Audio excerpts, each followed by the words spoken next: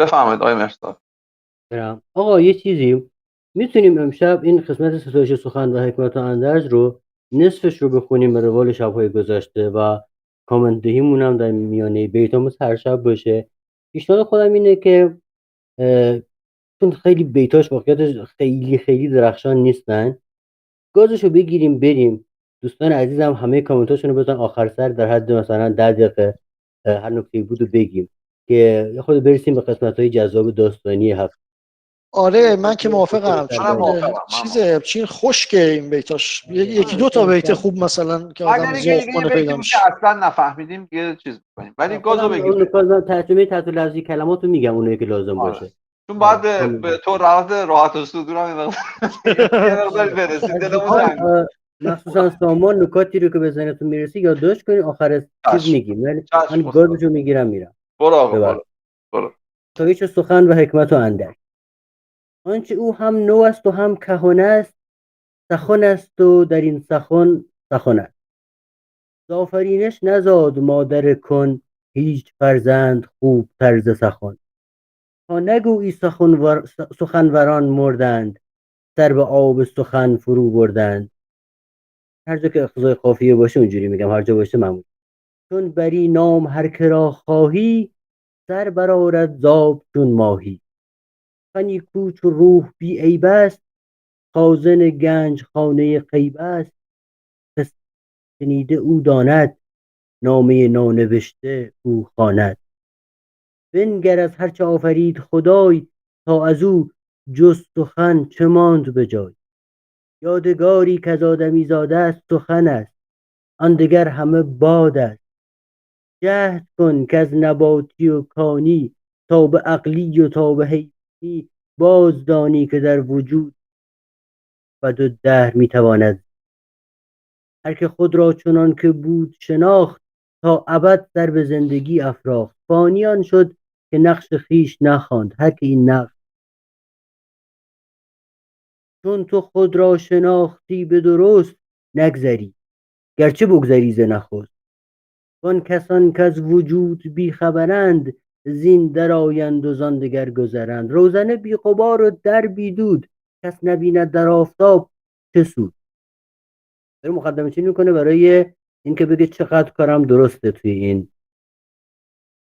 هست خوشنود هر کس از دل خویش، نکند کس امارت گله. هر کسی در بهانه تیزهوش است، کس نگوید که دوغ من ترش است. بالغانی که بلغه کارند، سر به جزر عسم فرو نارند. بیت سختیه. جزر عسم همونی که الان در رادیکال دو. ریاضیات داریم. رادیکال دو، آفرین. رادیکال دو همین جذر عسم رو توی واژه‌یاب دهخدا سرچ کنید کلی توضیحات داره. همین بیت هم آورده، میتونید خود اطلاعات حاشیه بگیرید. تو پاورقی هم که همین نسخه که هست یه توضیحاتی داره. خلاصه که این راحتی ها کوتاه نمیان. معنیشون اینه. بلغم یعنی آدمای در نهایت، آدمای صاحب توشه و صاحب زاد، این راحتی ها کوتاه نمیان. بالغانی که بلغه کارند، سر به جزر عسم فرو نارند. صاحب مایه دوربین باشد، مایه بد چنین باشد. مرد با مایه را گر آگاه است، شحنه باید که دزد در راه است. این یه توضیحی آقای خدا بیامرز دکتر محجوب میده در مورد مشت توی یکی از سخنرانی‌هایی که داره بوستان سعدی، که توضیح مفصلی. خلاصش اینه که مشک تا مدت ها فکر کنم هنوز هم احتمالا توی متون کهن، متون حقوقی، یه فصل مشکه. چرا باید یه فصلی به مشک اختصاص داده شده باشه؟ اون داستانش زیاد بوده. مشک رو که بازرگان ها میخواستن جابجا بکنن، این یه مشکلی به وجود می آورده. بوی خوش اون از بس تا دور دست ها میرفت، دزدها و راهزن ها رو خبردار میکرد. بعدا بازرگان ها برای اینکه اتفاق نیفته اون رو در چیزی انگیژه که تو بیت آمد اون میپیچوندن. این انگیژه چیز بسیار بدبویی بوده. مشکو میکردن داخل اون که بوی خوش مشک نپراکنه در مسیر و راهزنان متوجه نشن. و وقتی به مقصد میرسیدن، جدا کردن مشک از انگیژه خودش کلی داستان داره. یا راهزنای باهوش بوی گند انگیژه رو که میشنیدن را میافتادن. احتمالاً ترکیب بوی خوش مشک و بوی خوش انگجه مثلا شاید مثلا خنثی می‌کرده احتمالاً نمیدونم. به هر حال میخوام بگم این همچین داستانه مفصلی بوده. این بیت ها رو با این چیزی که گفتم در نظر داشت. مرد با مایه را گراگاه است شحنه باید، که دزد در راه است خواجه چین که نافه بار کند، مشک را زنگژه حصار کند. پر دهد به زیر پر عقاب، گوی برد از ببخشید معذرت میخوام، پر هدهد به زیر پر عقاب، گوی برد از پرندگان به شتاب. ضافتی من نیند ناموران، بی خطر هست کار بی خطران. آدمایی که ریسک نمیکنن کارشون بی خطر، وگرنه هر کی که اهل ریسکه به هر حال خطر رو میپذیره. مرغ زیرک به جستجوی طعام، به دو پای افتد همی در دام. هر کجا چون زمین شکم خاری است. خیلی صفت قشنگی برای زمین. زمین یه موجودیه که خودش مثل شکم گنده میمونه، همه رو هم میبلعه، آدم و حیوان و گیاه و همه رو میخوره، یه شکم گنده است. هر کجا چون زمین شکم خاری است، از زمین خورد او شکمواری است. با همه خورد و برد از این انبار، هم نیاید جوی به آخر. جو به جو یا جو به جو هر چه زو ستانی باز، این از زمین یک به یک هم به دو رسانی باز. هر چه ازش میگیری آخر سر دوباره به خودش میدی، چون میری تو. شموارت چو تاج زر باید، گریه از خنده بیشتر باید. هم بیشتر گریه میکنه، خیلی کم میخوره.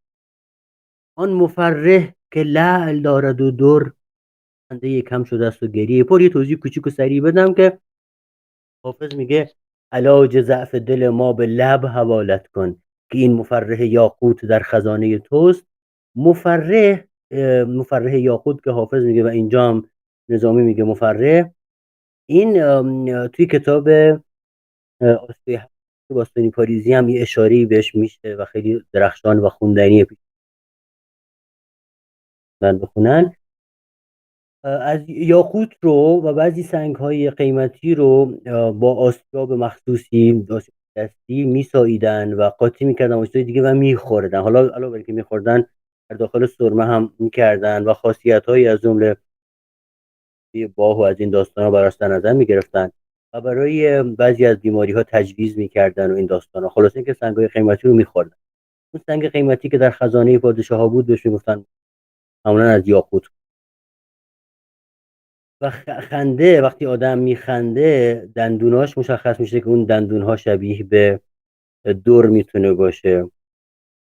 و اینکه گریه هم اگر گریه خونین باشه یه ربطی پیدا میکنه به لعل و به یاقوت و به سنگ‌های سرخ رنگ. این همه معنای زیبا در این بیت درخشان نظامی هست.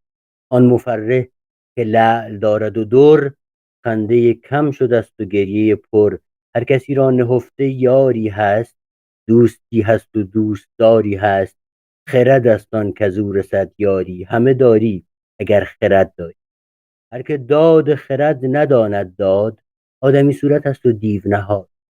وان فرشته که آدمی لقب اوست، وان فرشته که آدمی لقب است، زیرکانند و زیرکی عجب است.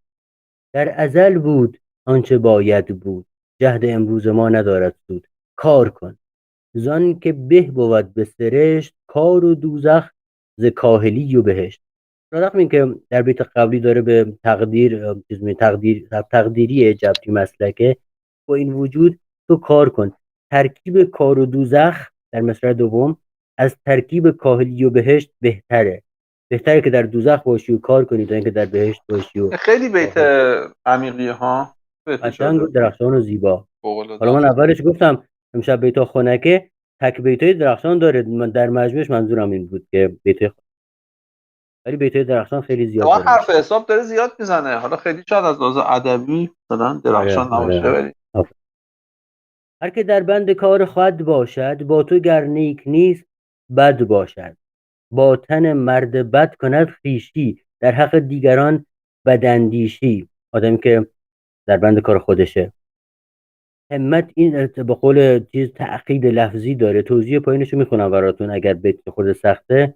هرگاه کسی برای پیشرفت کار خود با تو نیکندیش نباشد، چون این کسی به طبع بد باشد، زیرا بداندیشی در حق دیگران جز با تن مرد بد خویشی نمیکند. همتی را که هست نیکندیش، یا همتی را که هست آدم صاحب همت، همتی را که هست نیکندیش، نیکویی نیکی آرد پیش. آنچنان زی، بیتای بعدی خیلی زیبان، چنان زی که گر رسد خاری، نخوری طعن دشمنان باری. این نگوید سر آمد آفاتش، و نخندد که هان مکافاتش. گرچه دست تو خود نگیرد کس، پای بر تو فرو نکوبد بس. آن که رفق تواش به یاد بود، به از آن کس غم تو شاد بود. نان مخور پیش ناشتامنشان، برخوری جمله را به خوان بنشان. خیلی درخشانه. پیش آدمای گرسنه، لعیم، پس فطرت، حسود، ناشتامنش خیلی زیباست. ناشتامنش. آره، پیش آدمای ناشتامنش نان نخور. اگه میخوری شریکشون کن، شریکشون. کارو سیاسیون مخصوصا در جمهوری اسلامی خوب بلدن، شریک کردن ناشتامنشا با خودشون. مفلس زر زیاده مسن، تا نپیچد چو اژدها برگن. آدم مفلس اگر زر ببینه مثل اژدها میپیچه روش. گر بود باد نوروزی، یعنی حتی اگر باد نوروزی باشه و فرح بخش، حتی اگر، این گر یعنی حتی اگر بود باد نوروزی، به که پیش از چراغ نفت. آدمی نه از پی علف خواری است، از پی زیرکی. سگ بر آن آدمی شرف دارد، که چو خر دیده بر علف دارد. این مصرع نظامی رو وام گرفت. سگ بر آن آدمی شرف دارد که دل مردمان بیاد. البته بیت نظامی خیلی چیزتر و هیجانی تره. سگ بر آن آدمی شرف دارد، که چو خر دیده بر علف دارد. کوش تا خلق را به کار آیی، تا به خلقت جهان بیارایی. چون گل آن به که خوی خوش داری، تا در آفاق بوی خوش داری. شنیدی که آن حکیم چه گفت؟ خواب خوش دید هر که او خوش خفت. هر که بد خوب بود گه زادن، هم بران خوست وقت جان دادن. وان که زاده بود به خوشخویی، وان که زاده بود به خوشخویی، مردنش هست هم به خوشخویی. تحقیری مکن که خاک درشت، چون تو صد راز بهر نانی کشت. خاک پیراستن چه کار بود؟ خاک پیراستن یعنی پیراستن تن خاکی. این تن شما که از خاکه، میگه چه کاریه؟ خاک پیراستن چه کار بود؟ حامل خاک خاکسار بود. گر کسی پرسدت که دانش پاک زادمی، خیزد آدمی از خاک، گو گلاب از گل و گل از خار است. کسی سوال کرد که در مقابل این حرف که خاک پیراستن چه کار بود، به تو گفت که از آدم دانش پاک برمیخیزه و آدم از خاکه، بگو که آره طبیعیه، درسته. این همواره خاصیت طبیعته که گلاب از گل و گل از خار است، نوش در مهره مهره در مار است. بعدی از اون بیتایی که تصور میکنم استاد و معظم جناب دکتر دستگردی عزیز و دوست داشتنی که نمه زحمت کشیده معناشو متوجه نشده. حالا شما هم در آخر سر نظرتون رو بگین خوبه. این بیت میگه که با جهان کوش تا دغا نزنی. این کوش به نظر من میاد که داره میگه که جمله مثل اینجوریه: بکوش تا با جهان دغا نزنی. بکوش تا با جهان دغا نزنی. به اقتضای وضع اینجوری شده که با جهان کوش تا دغا نزنی. تو دستگردی اینجوری خونده که با جهان کوش، یعنی با جهان بجنگ. مشکوکم که درست خونده باشه. به هر حال این چیزی از ارزش‌های دکتر دستگردی کم نمی‌کنه. با جهان کوش تا دغا نزنی، خیمه در کام اژدها نزنی. اژدها نشاید جست، که اژدها آدمی خورد به درست. گر سگی خود بود مرقع پوش، سگدلی را کجا کند فرموش. اوه یه تیکه انداخت به یا دوستیه. آره، دوستانی که با نفاق افتند، دشمنان را هم اتفاق افتند. چون مگس بر سیه سپید خزند، چون مگس بر سیه سپید خزند، هر دو را رنگ بر خلاف رزند. به که از این رهزنان کناره کنی، بر خود این چاربند پاره کنی. در چنین دور اهل دین هستند، یوسفان گرگ و زاهدان مستند. نتوان برد جان مگر به دو چیز، به بدی و به بدپسندی نیست. خیلی تون داره میره جناب نظامی، ولی البته که بلافاصله تا میاد. من حاشا لله که من نفهمیدم.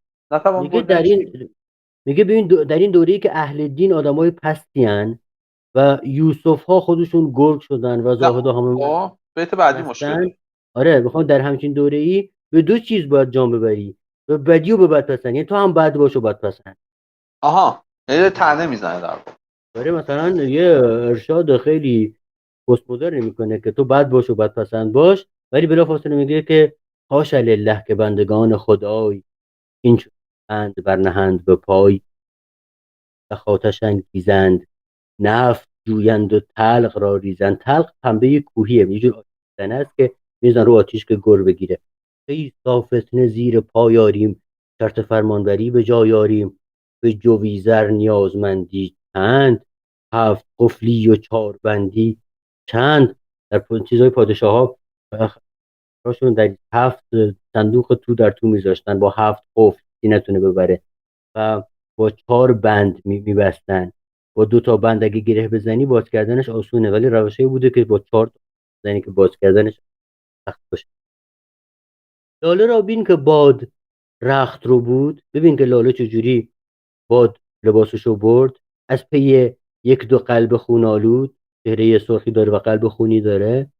چون درم نه درم ندار. درم نه بازی زبانی درخشان نظامی. درم نه اسم یک گیاهیه که هیچی نداره، نه گل داره نه بر داره، بعضی حیونا میخورنش، ولی در ذات خودش میگه درم نه، انگار درم نداره. میگه چون درم نه درم ندارد هیچ، باد در پیکرش نیارد. نداره طبیعتا، محدود کسی هم نیست. گنج بر سر مشو چو ابر سفید، پای بر گنج باش چون خورشید. تا زمینی که ابر تر گردد، از زمین بوس تو به زر گردد. کیسه زر بر آفتاب فشان، زنگ در لعل آفتاب نشان.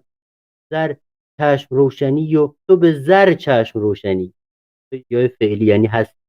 تو به زر چشم روشنی و بد است. این بده، این بده که تو چشم روشنیت از طلای. چشم روشن کنه جهان خرد است. در 2 حرف است، هر دو بی پیوند. میگه به کلمش نگاه کن، 2 تا حرف بدون پیونده، زبره. این پراگنده چند لافی، چند دل مکن چون زمین زراگنده، تا نگردی تو زر پراگند. هر نگاری که زر بود بدنش، لاجوردی رزند پیرهنش. اشاره به روش طب سنتی برای درمان یرقان و زردیه که اگر کسی زردی میگرفت بهش گفتن لباس لاجوردی بپوش. لباس لاجوردی برای عزا هم میپوشن. میگه این هیچ زادار بودن به خاطر داشتن زره، خاطر داشتنه. هر ترازو که گرد زر گردد، سنگسار هزار در گردد. کرده گیرت به هم به بانگی چند، از حلال و حرام دانگی چند. آمده لاابالی برده، سیم کش زنده سیم کش مرده. سیم کش گفته بذل کننده و پراگنده ساز سیم است، و سیم کش اندوزنده است. دست در به خوردن مفرح طرب است، چون نهی رنج و بیم را سبب است. بعدن سعدی هم استفاده میکنه که از بحر نهادن چه سنگ و چه زر. آن که خود را ز رنج و بیم کشی، زر پرستی بود نه سیم کشی. ابلهی بین که از پی سنگی، دوست با دوست میکند جنگی. ابلهی بین که از پی سنگی، دوست با دوست میکند جنگی. به که دل زان خزانه برداری، که از او رنج و بیم برداری. بر دوم معنای ثمر میوه، بر اول جزء فعل. تشنه را کی نشاط راه افتد، کی زید گر در آب چاه افتد. هر چقدر تشنه باشی بیفتی تو آب میری. آنچه زو بگذری و بگذاری، چند بندی و چند برداری. خانه دیو شد جهان، بشتاب تا نگردی چو دیو خانه خراب. یا تا نگردی چو دیو خانه خراب. خانه دیو خانه بود، در خود ایوان خسروانه بود. چند حمالی جهان کردن، در زمین حمل زر نهان کردن. گر 3 حمال کارگرداری، 4 حمال خانه برداری. 3 حمال اشاره به زن و حیوان و گیاه، عنوان 3 تا چیزی که آدم روزی میدن و 4 حمال 4 تا عنصری که آدم بر آنها زنده است و جهان بر آنها میگرد. در 3 حمال کارگرداری 4 حمال خانه برداری. خاک و بادی که با تو مختلف است، خاک بی الف و باد بی الف است. خاک بی الف خاک بی دوستی، باد بی الف بد. کار که از نخل دور شد تاجش، به که سازند سیخ تتماجش. سیخ تتماج هیزم آش، تتماج خودش یه جور آشه. سیخ تتماج یعنی اون هیزمی که میذارن زیرش که زود سوخت بسوزه آتیش. آری آن را که در شکم دهل است، برگ تتماج به ز برگ گل است. به که دندان کنی ز خوردن تا گرامی شوی چو دانه. دانه کو را 1000 دندان است، دست در ریش هر کسی زان است. تا رسیدن به نوشداروی دهر، خورد باید 1000 شربت زهر. بر در این دکان قصابی گر کم نواله یابی. بی جگر یعنی بدون خون جگر خورد. 100 جگر پاره شد به هر سویی، تا در آمد پهی به پهلویی. په یعنی پیه. گردن 100,000 سر بشکست، تا یکی گردران ز گردن رست. یه چیز درست درمون گیرش اومد. آن یکی پا نهاده بر سر گنج، وین ز بهر یکی قراضه به رنج. نیست چون کار بر مراد بسی، بی مرادی به از مراد بسی. هر مرادی که دیر یابد مرد، مژده باشد به عمر دیر نورد. چه سخت و خودم مطمئن نیستم. دیرزی به که دیر یابد کام، که از تمامی است کار عمر تمام. لعل کو دیر زاد دیر بقاست، لاله که آمد سبک سبک برخاست. سنگ‌های معدنی دیر متولد میشن، زمان زیادی بر آنها میگذره، به همین خاطر دیر بقا هم هستن. اون که زود میاد زود هم میره. چون شمع مجلس افروزی، جلوه سازی و خویشتن سوزی.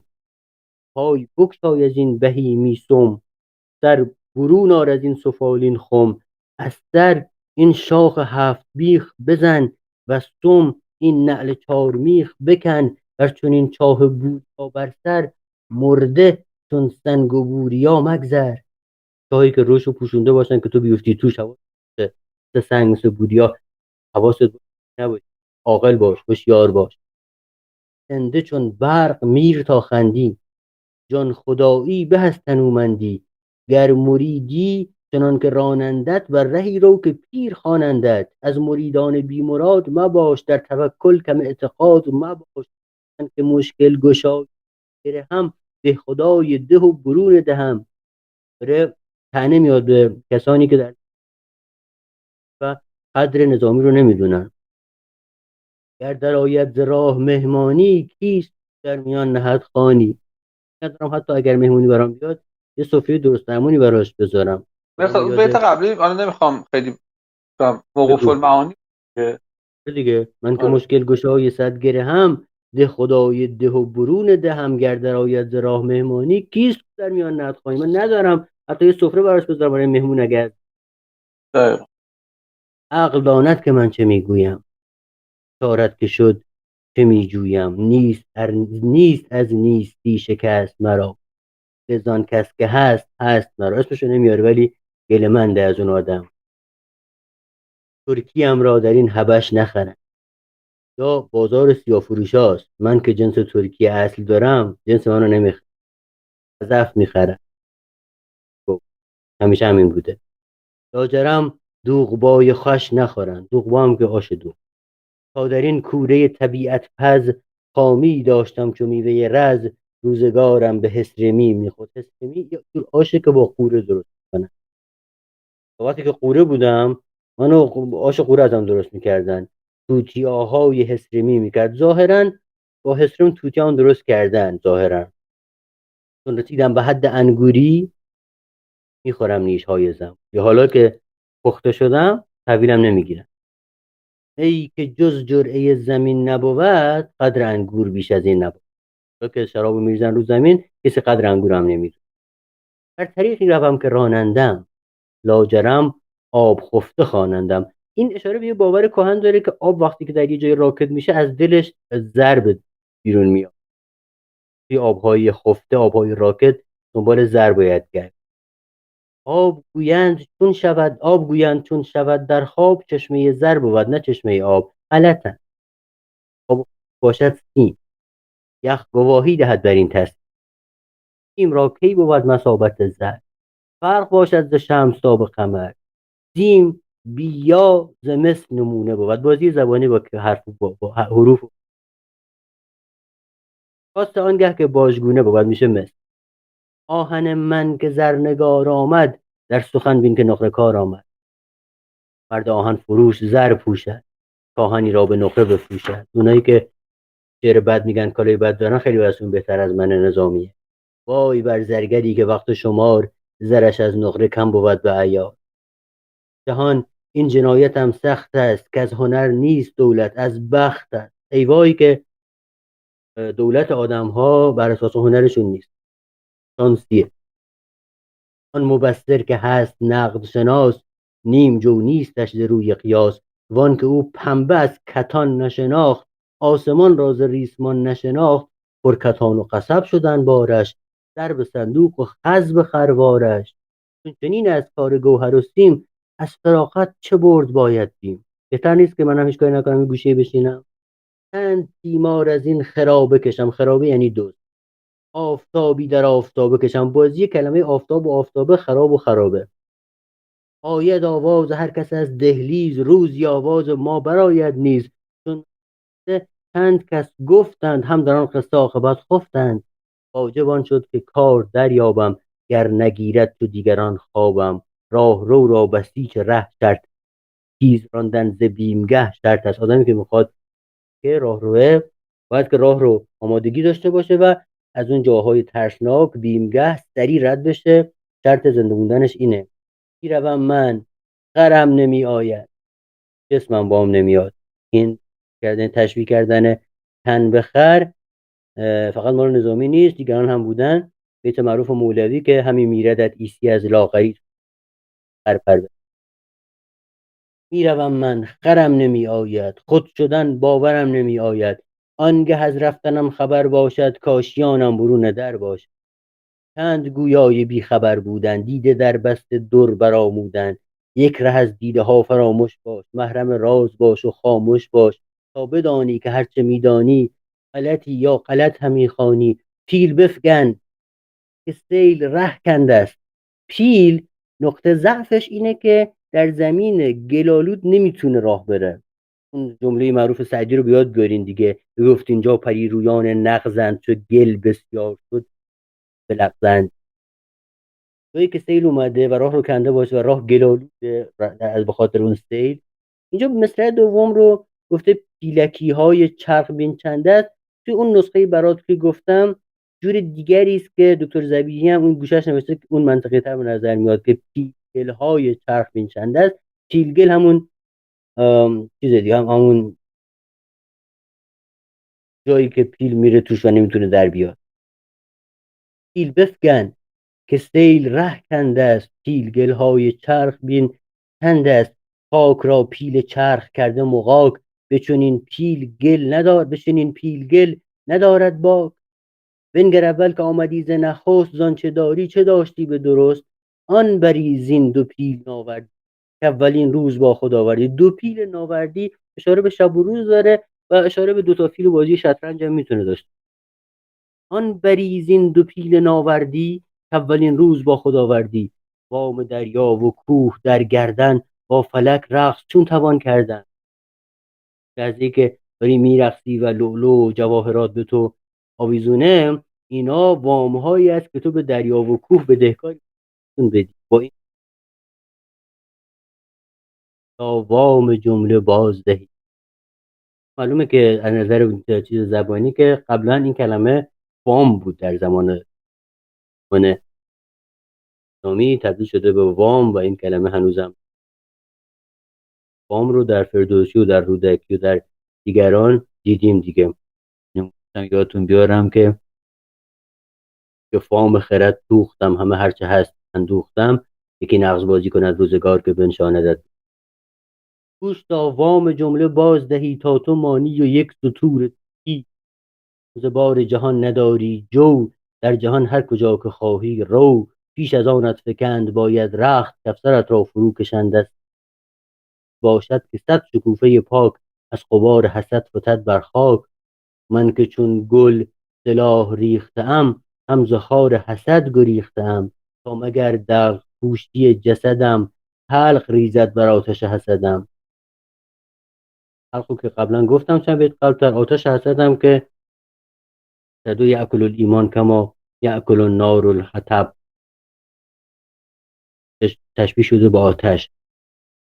ره در این بیمگاه تا مردن، این چنین میتوان به سر بردن. چون گذشتم از این رباط کهن، یا از این رباط کهن، گو فلک را هر آنچه خواهی کن. بند باشی نظامیا در بند، خیز و آوازهای برار بلند. جان درافگن به حضرت احدی، تا بیابی سعادت ابدی. دیدگان مکتب کن، چون در آموختند لوح سخن. علم را خازن عمل کردند، مشکل کار.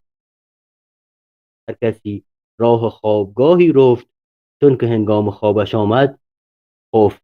ممنونم که دقت کردین و حوصله کردین و گوش دادین و من منتظرم که کامنتاتون رو بشنوم.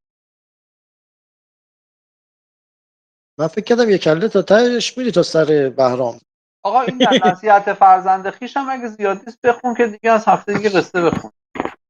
والا چون نخونم آماده نکردم اجازه بده هفته بعد اینو بخونم که حداقل اگه نکته‌ای توش هست و یادداشت کرده باشیم. کم هم نیست، الان نگاه میکنم. آره یه جلسه میکشه. باش 27 38 نزدیک 890 بیت. خب بذار من دو نفهمیدم. صفحه 37 علی 37 کتاب بیت 2 37 37 که بالاش نوشته 37 بوده. اول بیتو میخونی؟ یادم رفت. باید اینجا ببینه. تهش ز نخست بود. 37 این چون تو خود را شناختی و درست، نگذری گرچه بگذری ز نخست. یعنی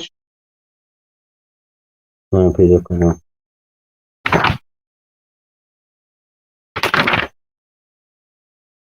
همون اوایلش بود یا اواسطش؟ رو چیزه یه نفس اوایلش بود. اوایل تا صفحه دومی بود. چون تو خود را شناختی به درست، نگذری گرچه بگذری ز نخست.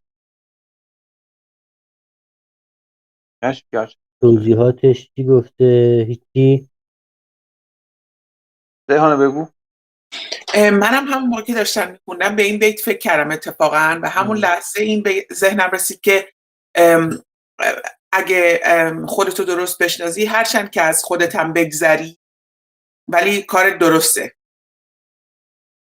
یعنی کارتو کردی.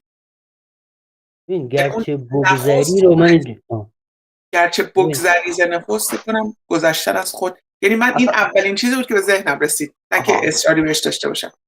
مثلا نگذری از چی نگذری؟ من اینجوری برداشت میکنم گرچه بگذری یعنی اگر تو بمیری، بگذری از این جهان، از نخست اون اوایل. نگذری یعنی اسمت هنوز نمردی در واقع. اگه خودت رو به درستی بشناسی همون اوایلش هم بمیری در واقع نمردی. بله این خیلی منطقیه به نظر من. این خیلی منطقی میاد حرفتون. اگه به زودم بمیری آره انگار که نمردی و نامت هست. شاید یه جور دیگه هم شاید بتونیم بخونیم، حالا پیشنهاد صرفا یه این چی میگید شما خارجی‌ها least but not the last but not the least. چون تو خود را شناختی به درست نگذری گرچه بگذری ز نخست. چون تو خود را شناختی به درست نگذری گرچه بگذری ز نخست. این اینجوری هم میشه خون. بیت دومش هم دقت کنید، وان کسان که از وجود بیخبرند، زین در آیند و زان دگر گذرند. این چیزی که مهرزاد میگه منطقی تره با بیت بعدی. میگه اونایی که نفهمیدن همینجوری گاو میان و خر میرن. البته حرف سامان هم همین دقیقاً حرف سامان هم همین معنی ده. یعنی اون به درست اونجوری هم بخونیم معنی همون میمونه، همون که آقای مهرزاد گفتن میمونه. ابوالفضل خیلی ساده کرد که دیگه همه بفهمن.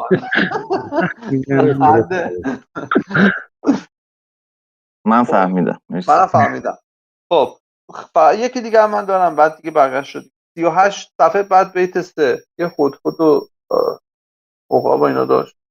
پر خودخود به زیر پر عقاب، گوی برد از پرندگان به شتاب. ببین چه ربطی داره؟ نجات جان داری اون قبلش داره بیت قبلی و بعدش نگاه میکنی اه. میگه که اون بالا عقاب داره همه رو نگاه میکنه، هدهد جون به در میبره. چرا؟ حالا من مطمئن نیستم، دارم همینجوری فی‌البداهه میگم. بردن که معناش واضحه دیگه، گوی بردن نیست، یعنی سبقت بردن. گوی سوقت بردن از پرندگان دیگه، یعنی از این پرنده های دیگه. عقاب اون بالاست و کلی زیر پر او، در فاصله او و زمین کلی پرنده است که شکارش میشن. هدهد شکارش نمیشه. خب با وجود این که پرندگان دیگه هستند که تیز روتر از هدهدن، این نشانه عاقل بودنشه، نشانه خردورزیشه، نشانه آینده بینیشه. بیتوی قبلی در نظر بگیر، اون کسی که مشت قاطی میکنه آینده بینه، احتیاط میکنه، در بیابون به جوری رفتار میکنه که دزدان نگیره. آقا هدهد چه ویژگی داره تو این بیت که ما قانع بشیم که میدونم که هدهد هم بوده خرده، چشم ولی تیزبینی داره، نماد خرده. اون در داستان سلیمان آب رو از خیلی دور تشخیص میده و چیزهایی رو میبینه که دیگران نمیبینن. حزمندیشه، محتاطه، این همه ویژگی‌های اینجوری داره. خردمنده. هدهد به زیر پر عقاب، پس تو اینجوری میگی که در واقع هدهدی که عقاب اون بالا داره دنبال شکار میگرده، هدهد این زیر یه جون به در آیکیوی میبره. میزنه که ما نمیدونیم چی کار میکنه، ولی خب خیلی به اجازه بده بیت که خیلی بعدی هم قانع ببین نشم. آه.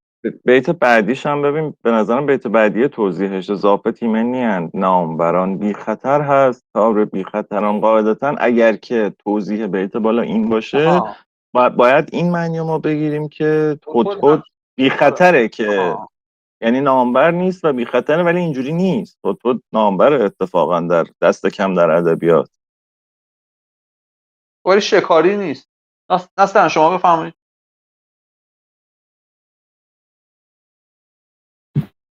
اون بی خطر هست، کار بی خطران، خطر یه معنیش ارزش دیگه. خب من فکر می‌کنم بی خطر یعنی آدمای بی ارزش و پس کارشون بی خطره. خب ناموران از آفت ایمن نیستن. هدهدم ناموره. بعد هدهد استخوان‌خوارم هست. خب میگه هدهد چون که جزء نامورانه در معرض خطره. خب بعد بیت پنجم، مرغ زیرک به جستجوی طعام به دو پای افتاد همی در دام. ولی هدهد اینطوری نیستش که چون که طعام نمیخواد و استخوان‌خواره. میگه، من فکر کنم داره کلا اینو میگه هدهد چون ناموره در خطره، ولی آدمای بی خطر، آدمای بی ارزش در خطر نیستن مثل بقیه پرنده. بقیه ابیات هم فکر می‌کنم دوباره در ستایش هدهده، چون که هدهد شکم‌خواره، مثلا شکمباره نیستش، به جزوی طعام نمیره، به خاطر همین تو دام نمیفته. فکر کنم یعنی چیزی. آقا حالا من یه چیز در مورد بیت قبلی بگم، شاید خیلی مسخره به نظر بیاد، شاید هم واقعا مسخره باشه. آیا به این معنی است که پر هدهد به زیر پر عقاب بوی باد از پرندگان به شتاب؟ شاید به این معنی باشه که هدهد توی رشته شتاب المپیک رتبه دومو داره بعد از عقاب. میشه این برداشت کرد. بله. و ما که داریم همه نظرات مختلف خودمون رو میگیم، نظر به دستگیری اون پایین بخونیم که من ندیدم، الان دارم میبینم. گفته که هدهد در زیر پر عقابی که به صید او برمیخیزد، شتاب را شحنه قرار داده و از گزند. همون چون شتاب داره اون نه من گفتم خرد ورزیشه، ولی میگه شتابشه. حالا هرچند اینجوری میشه نگاه کرد که شتابش باعث رهاییشه، یا اونجوری که من گفتم که پرندگان شتاب دارتری از این هست، اما این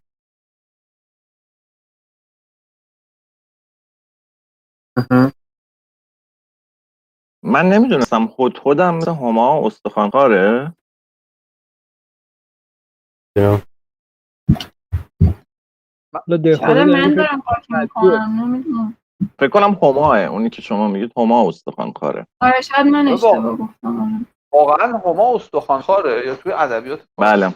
نه همای واقعی، یا یعنی این همایی که در تخت جمشید هستن، نه همایی که متوجهم واقعا استخون میخوره هما. بله دیگه، کرکس مدل، نه دیگه از جنس نه منظورم اینه که همونی که استخوان خورد و نیاز کس استخوان خورد کس نیازارد دیگه، همون. شعری هست که هما به دیگر پرندگان از این شرف دارد، خسته نباشم با این وزنی که حفظ میکنم، از این شرف دارد استخوان خورد و کس نیازارد. خلاصه خب خب من بگم یه چیزی هم رسول جان. بله قربان بفهم. ببخشید این چون من بار دومیه که دارم هفت پیکر میخونم، الان که میخوندید داشتم متوجه میشدم که چقدر اشاره به داستانای توی خود هفت پیکر داره میکنه توی مقدمه.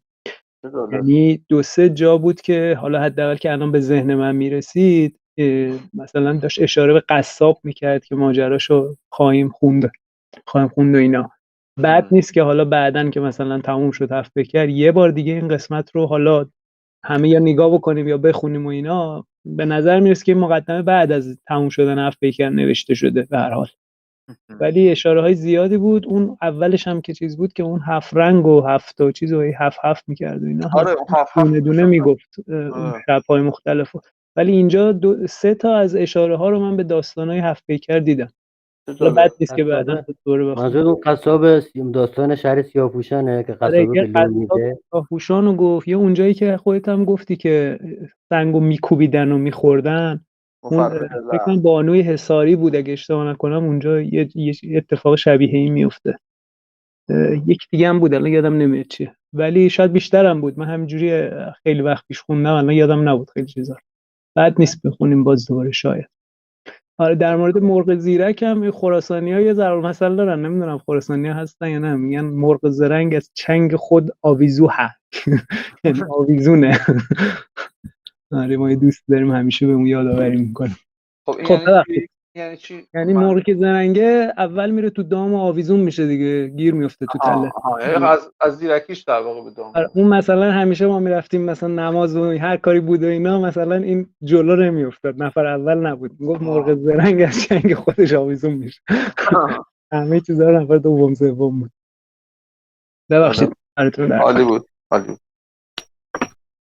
خب 5-6 دقیقه دیگه وقت داریم اگه می‌خواید. منم یه 2 تا نکته بگم اگر که اجازه هست. یکی دفعه پیش درباره یه بیتی بحث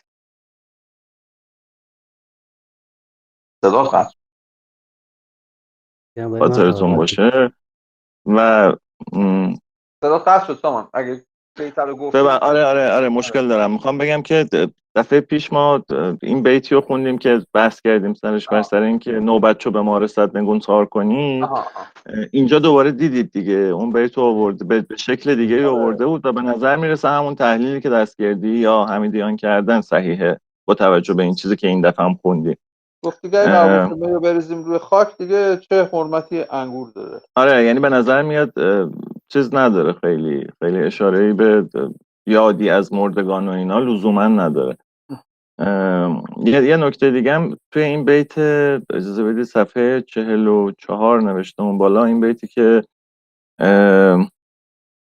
گر 3 حمال کارگر داری 4 حمال خانه برداری، مشخصا به ذهنتونم رسید دیگه، میتونه این 4 حماله 4 نفری که زیر تابوت میگیرن باشه.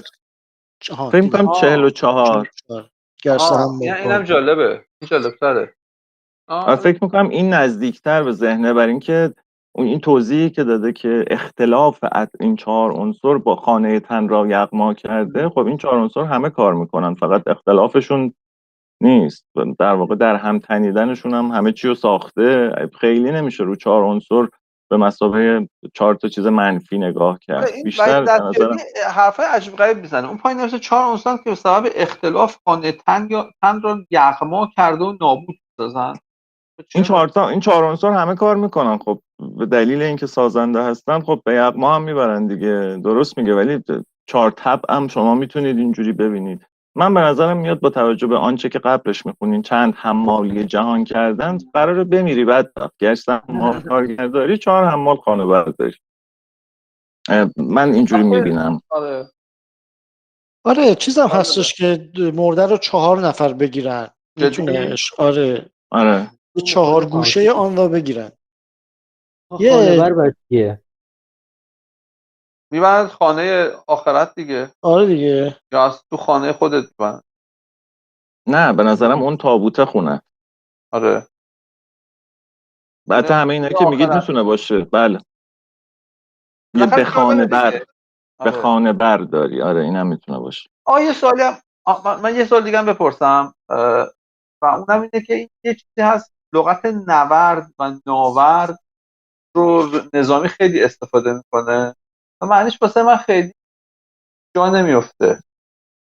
مثلا غیر از اون مثلا میگن مثلا چه میدونم برق مثلا فلان نورد رو میفهمم مثلا صحرا نورد، ولی به اون معنی به کار نمیبره. اصلا خیلی جا استفاده میکنه. اینجا هم 2 بار داشتیم، حالا من یادداشت نکردم. اون پیل ناوردی بود، یعنی پیل جنگی. پیل ناوردی. آره. پیل جنگی. یه جوری مثل آوردگاه میمونه. درسته. یه دونه نورد هم داشت که تو خودت هم گفتی معنی بیتو نفهمی. اون سخت داره. قافیه بود که من یادداشت نکردم. هم اگه پیدا کردید من شما بگو ببخشید اگه حرف نصب کن فاطمه جان، شما بگو شما فکر مال همینجاست. بیت بعدی باد بی الف است یعنی چی؟ باد بی الف بعد یعنی باد بی الف یعنی باد بعد. الفش که بیفته بعد میشه دیگه. خاک و بادی که با تو مختلف. آها. مرسی. مثل سیم بیا. سیم بیا رو گفت. داره خواسته که معکوسم بشه. میشه سم.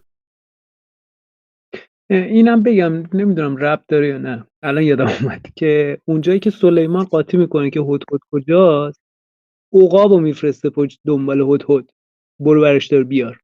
نمیدونم آیا تلمیح اینجوری میتونه به این داستان پیدا کنه یا نه. همین الان یادم افتاد. ولی من نمیدونستم عقابو میفرسته، ولی جالبه. بعد عقاب مثلا میگه که کجایی بابا بیا شاکی و اینا، بعد اون میگه که چیه و گفت سلیمان گفته دهن سرویس و اینا، بعد اون یه جمله اونجا میگه که بعد هدهد میگه نه مثل که شرطی گفته جمله رو اوکیه، بعد برمیگرده و داستان اون سبا و اینا پیش میاد. ولی عقابه. حالا تو قرآن نیست ولی توی قصه ها شنیدم من. حیونا زبون انگار میفهمن دیگه بسید گوگل ترنسلیت کنن. به زبان سلیمان صحبت میکردن. آلت و شیفت رو میگرفتن. الان فکر می‌کردم فقط سلیمان زبون رو بلد بوده، نمی‌دونم خودشون هم زبون هم بلد بوده. ولی فکر نمی‌کنم این کارا حرفمو خوب میفهمن. مصرایی که خوندیم بعید ارتباط پیدا کنه، ولی خب نمیدونم حالا شاید. نه بعید نیست، اتفاقا بعید نیست. جالبه. خیلی جالب. نکته حتما به اونم اشاره داره. ریحانه جان بفرمایید. این بیتی که شما گفتید در مورد نبرد همینه که هر مرادی که دیر یابد مرد حکم باشد به عمر دیر نبرد یا همچین چیزایی. این یه نبردیه که تو این شعر هست، یعنی مژده باشد به عمر دیر نبرد. مژده باشد به عمر دیر نبرد. مثلا یعنی هر مرادی که دیر یابد، یعنی اگه به مراد دیر، من اینجوری برداشت میکنم که اگه به مراد دیرتر برسی تلویحاً معنیش این هستش که خب عمرت هم درازتر بوده. عمر دیر نورد یعنی عمر دراز. مثلا عمر دراز. آره. یه چیزی هستش، مثلا یه حدیثی مضمونش اینجوریه که آقا هر کسی وقتی که کامل شد میمیره، یعنی به اون کمال عمر خودش دست یافت میمیره. مثلا توی مجلس ختم و اینا آخوندا برای چیز میگن، برای تشفای صاحب مجلس میگن که آقا مثلا این مرده شما به کمالش رسیده بود، حالا مثلا سنش کم بود یا زیاد بود. اگه هم چیزی فکر کردم میخواد معنی بگه چیزم که از اون دیر و زودی که میگاره، میگه دیر اومدی، مثلا اگه زود بهرت رو یافتی زود میری، یعنی اگه به کمال خودت رسیدی بعدش دیگه وقت مرگته.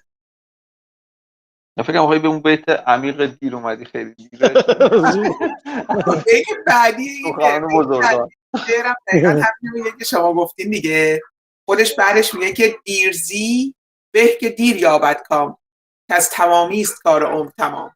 آره من این که از تمامی است چیزو من فکر کردم اون معنی رو داره میگه.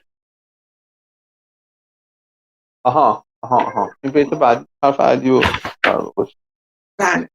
خب من پیشنهاد میکنم چون دیگه 9:31 دقیقه ماست، 29 دقیقه وقت داریم، بریم سراغ آقای راوند. بریم نکات رو نگه داریم.